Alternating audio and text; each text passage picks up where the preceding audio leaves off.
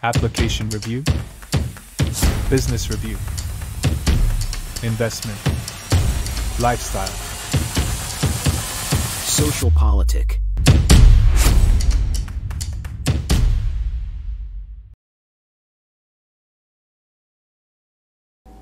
Halo Bapak Ibu, saudara-saudari sekalian, lovers and haters, salam cerdas Indonesiaku. Jumpa lagi kita pada kesempatan kali ini. Bagi Anda yang belum subscribe channel saya, silakan subscribe channel saya. Tekan loncengnya agar Anda dapat notifikasi setiap kali saya mengupload video-video saya.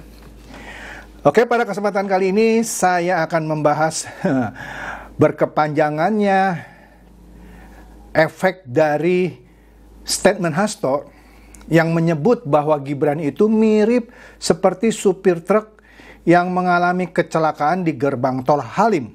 Wah, kan sudah saya bahas ya sebelumnya. Intinya dia bilang itu supir truk yang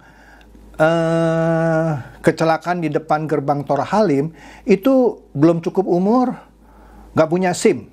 Nah, Gibran sama itu, kayak begitu katanya ya. Belum cukup umur, belum berpengalaman katanya.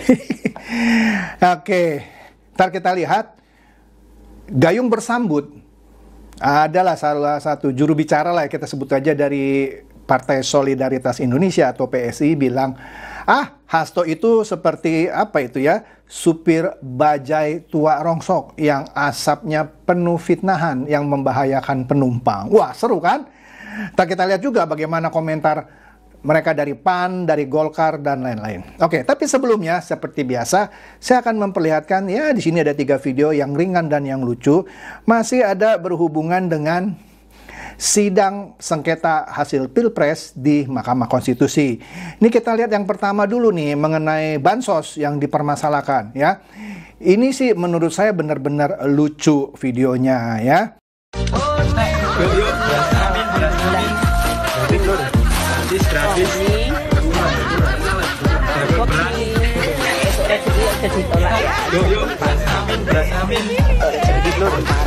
Gratis sesuai hati nurani. Beras. Bakul beras. Lengo. Yuk, beras amin. Gratis lur. Nah, ini sesuai hati nurani. Ya, gitu. Bakul beras. Oke. Ini belum saya cek videonya apakah mengandung suara atau latar belakang musik tadi ada kan yang melanggar copyright. Kalaupun ada, nanti Anda akan mendengarkan tadi lah, maksudnya Anda mendengarkan video ini tanpa suara. Tapi kan ada teksnya. Teksnya bilang gini, di sidang di MK itu saksi yang tentu saja saksi 01 dan 03 kasih print out ada kejadian orang memberikan bansos dengan bungkusan warna biru. Artinya kan biru 02 gitu ya. Padahal di bawahnya itu juga ada yang bagi-bagi bansos, ada logonya malah Amin dan Ganjar Mahfud. Jadi yang itu Amin dan Ganjar Mahfud bukan bansos. Astaga, lu udah kasih bansos kalah pula gitu ya. Aduh, yuk kita lihat lagi nih video kedua juga yang tidak kalah lucu. Video kedua ini Pak Mahfud ketika masih jadi Menko Polhukam, dia itu bilang MK sudah memutuskan bahwa Gibran itu sah maju gitu ya, sudah silakan. Masalah pengambilan keputusan itu masih dipergunjingkan orang itu urusan lain, tapi silakan Pak Prabowo dan Gibran maju gitu kata Pak Mahfud. Tapi sekarang mereka bilang seperti Hasto bilang belum cukup umur itu gini-gini, pret gitu ya. Nah, kita dengerin ini ya komentarnya Pak Mahfud. Maka dari itu jejak digital itu kejam. Nah, di sini kita akan lihat nih bagaimana komentarnya Pak Mahfud sebelumnya.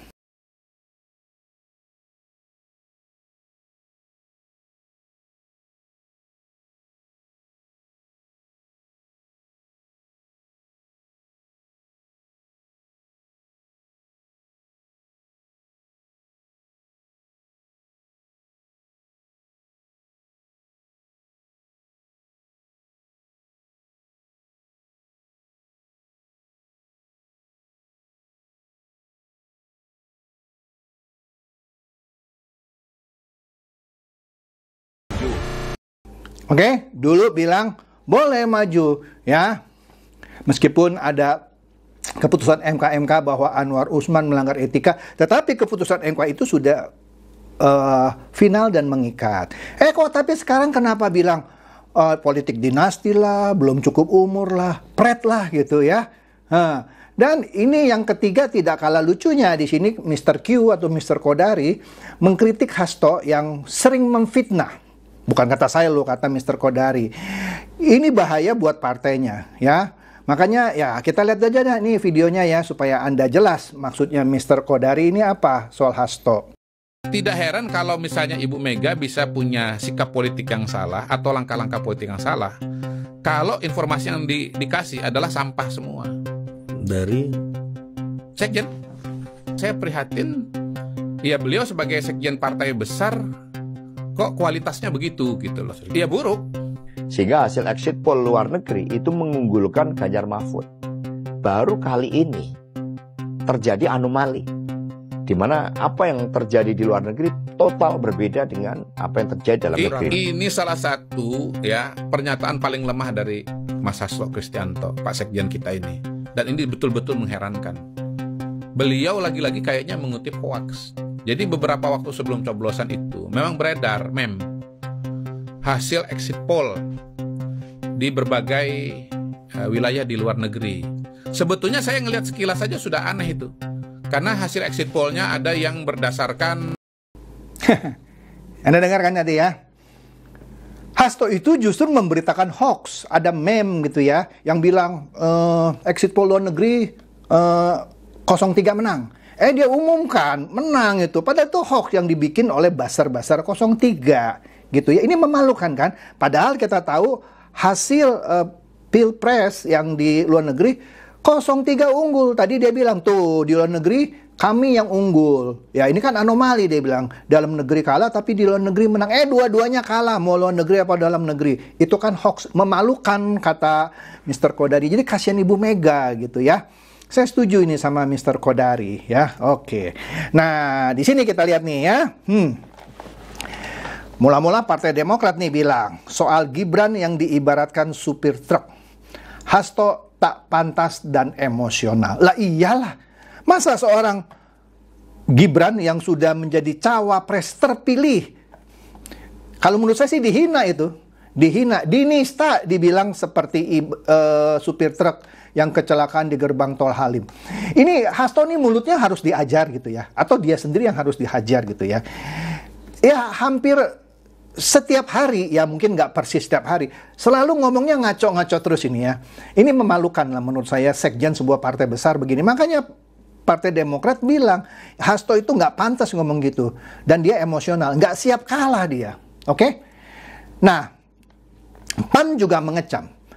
Karena ucapan Hasto yang mengibaratkan Gibran sebagai supir truk yang tadi saya katakan mengalami kecelakaan di gerbang tol Halim, PAN bilang apa? Hasto, move on lah. Kalah ya kalah. Terima dong. Jangan ngoceh sana, ngoceh sini. Ini sama aja kayak anak kecil main gundu. Curang dia. Balikin gundu gua. Balikin gundu gua. Ulang. Ini kan kayak dulu main anak-anak gitu kan. Ini Hasto kan sudah dewasa. Doktor loh kalau nggak salah dia ya. Kok begitu ya mutunya ya? Aneh. Oke. Lagi. Nah ini dia nih. Golkar bilang Hasto sudah keterlaluan. Memang betul dia keterlaluan banget gitu. Ya, padahal tadi Pak Mahfud sendiri bilang keputusan MK itu sudah final dan mengikat. Silakan maju, ya. Nah, sekarang kok kubu mereka bilang, "Oh, itu ada kecurangan mulai dari keputusan MK." Lah, Mahfud lu sendiri aja bilang silakan maju Prabowo Gibran. Sekarang lu ngomong, tadi lu lihat videonya, jejak digital itu kejam coy. Jadi benar kalau Golkar bilang Hasto itu sudah keterlaluan. Lebih jelek dari anak kecil lah menurut saya. Mohon maaf. Bener lah. Aduh, kayak nggak punya malu gitu ya. Terus integritasnya di mana gitu ya.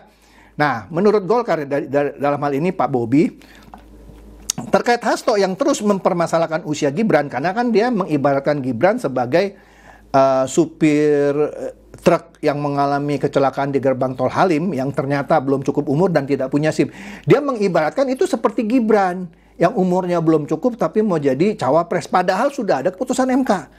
Maka Bobi bilang di sini dari Golkar bahwa tak sedikit pemimpin dunia yang telah menjabat di usia muda katanya ya. Contoh, Sebastian Kurz berusia 31 tahun jadi Perdana Menteri Austria. Kemudian Sanna Marin berusia 33 tahun jadi Perdana Menteri Finlandia. Gibran cuman wapres ya.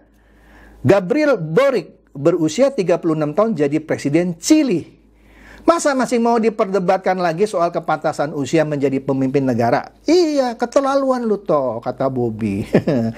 Nah, sebelumnya kan diberitakan bahwa ya tadi Hasto mengibaratkan Gibran yang maju sebagai cawapres itu sama dengan supir yang menyebabkan kecelakaan beruntun di gerbang tol Halim. Astaga. Jadi Hasto menilai keduanya, dalam hal ini supir truk yang kecelakaan tadi dan Gibran sama-sama belum cukup umur untuk menghadapi masalah yang dihadapinya. Astaga, lu ngomong apa sih toh? Ya, Jadi menyoroti si supir truk itu, jadi dianggap supir truk itu belum dewasa karena belum punya SIM, ya, sehingga dia kedewasaannya dalam menghadapi problematika di jalan tidak ada. Ya, dia ibaratkan sama tuh seperti Gibran, gitu ya. Jadi menurutnya akan menjadi sesuatu yang tidak ideal, hanya akan menciptakan kerusakan. Nah, dia ngoceh lagi, padahal dulu wali kota dia yang jadiin, ya. Bagaimana seorang anak presiden yang batas usia belum mencukupi? Dia masih ngomong situ. Padahal cawapresnya dia, Mahfud, dulu sudah bilang, MK sudah memutuskan. Sekarang masih di sini. Ini kan berarti kan konflik di internal dia, ya kan? Ya, wali kota juga baru 2 tahun. Lah, Pak Jokowi juga dulu jadi gubernur baru 2 tahun juga, terus jadi presiden. Kok lu nggak permasalahkan? Astaga, padahal kader lu gitu ya. Oke deh. Nah, di sini akhirnya antara Hasto dan Koalisi Indonesia Maju. Tadi kan Anda lihat kan komentarnya dari Partai Demokrat, dari PAN, dari Golkar. Ya kan? Jadi seakan-akan Hasto versus Kim, Koalisi Indonesia Maju. Ya, sehingga supir truk dan supir bajai ikut keseret-seret. Loh, kenapa ada supir bajai? Nanti kita lihat nih, ya. Karena PSI kesel gitu ya. Nah, PSI kan juga kan ada di Koalisi Indonesia Maju. Nah, kita lihat nih komentarnya PSI. Nah, jubir PSI dia balas itu komentarnya Hasto. Dia bilang dia justru mengibaratkan Hasto itu sebagai seorang supir bajai tua rongsok. Bajai tua rongsok lagi yang membahayakan penumpang. Penumpangnya ya ini mungkin istilah dia ya. Yaitu konstituennya yang memilih PDIP. Saya yakin teman-teman saya juga udah pada ngomong nyesel gue pilih 03 katanya ya. Kalau gue tahu gitu gue nggak pilih tuh 03. Bikin malu itu Hasto kalau ngomong ya. Kayak nggak ada intelektualitasnya gitu. Lah iya teman-teman saya ngomong gitu kok ya. Malah dia benar-benar nyesel ya. Kalau gue tahu sih gue nggak pilih tuh. Tapi sudahlah memangnya kalah kok gitu ya. Nah di sini lebih lengkapnya juru bicara PSI itu bilang dia mengibaratkan Hasto seperti supir bajai tua rongsok seperti yang tadi ya. Asapnya tadi yang bajai tua rongsok itu penuh fitnah. Wih, asap bajai tua rongsok itu penuh fitnah katanya. Membahayakan penumpangnya. Membahayakan penumpangnya juga membahayakan orang-orang yang di sekitar. Ya, terkontaminasi. Ya, sekaligus membangkitkan amarah bagi orang-orang yang nggak mau ngerti, yang nggak mau terima. Iya tuh, ada kecurangan tuh, begini-begini. Ya itu dia, asapnya penuh fitnah. Saya setuju ini. Astaga, Tok, lu kapan maju, Tok? Makanya tadi Mr. Kodari bilang, jangan salahkan Ibu Mega kalau Ibu Mega sering salah mengambil langkah. Jadi mungkin masukan dari sekjennya ini satu nih, ya. Nah, ini dari Nusron ya, dari Golkar. Nah, Nusron ini dia ogah balas nyinyiran Hasto itu yang ke Gibran. Malah Nusron bilang, udahlah, nggak perlu ditanggap itu. Pihak yang udah kalah mah nggak usah ditanggepin lah. Dia silakan ngoceh aja terus lah. Biar aja ngoceh. Kira-kira begitu. Nggak usah ditanggapi. Ya, tapi orang mungkin nggak semua seperti Nusron ya. Seperti tadi yang juru bicara PSI kesel dia. Dia bilang apa? Ya, wajar lah ya. Dia bilang, lu yang seperti supir bajai tua rongsok. Yang asapnya itu penuh fitnah, membahayakan penumpang lu, konstituen lu sendiri, dan orang-orang di sekitarnya. Racun, gitu. Ya saya setuju, ya. Jadi ya kita lihat ya, seberapa lama lagi nih Hasto akan menjadi sekjen PDIP. Begini loh, ini saya menduga ya, belum tentu saya benar ya. Sepertinya akan ada kasus besar yang akan menjerat Hasto. Sepertinya, ya mungkin saya salah loh. Kenapa? Dia nih ngoceh begitu ya sembarangan, supaya nanti kalau kasusnya ini pecah, ya nggak usah ngomongin lah, kita kan nggak tahu nih kasus apa nih. Tapi saya curiganya ada kasus besar yang akan pecah, yang menyeret diri dia sehingga dia bisa punya alasan. Tuh, gue dikriminalisasi karena vokal. Bukan, memang ada masalahnya. Ya apa, nantilah kita lihat ya. Sekali lagi, belum tentu saya benar. Tapi nada-nadanya atau apa ya, seperti itulah, nada-nadanya seperti itu ya. Kan ada dulu, ada orang yang sering ngocehnya besar-besar, ketangkep. Ketika ketangkep dia bilang dia dizolimi, padahal memang dia sudah tahu bakal ditangkap, tapi ngoceh terus, sehingga begitu ditangkap dia bilang dia dizolimi gitu ya. Ini kira-kira mungkin mau terulang gitu ya. Ya, tapi mungkin dugaan saya salah. Itu saja dari saya, semoga ini mencerdaskan dan mencerahkan Anda semua. Silakan share video saya ini kepada teman-teman, sahabat atau kerabat supaya mereka tambah cerdas dan tercerahkan. Seperti biasa, terima kasih.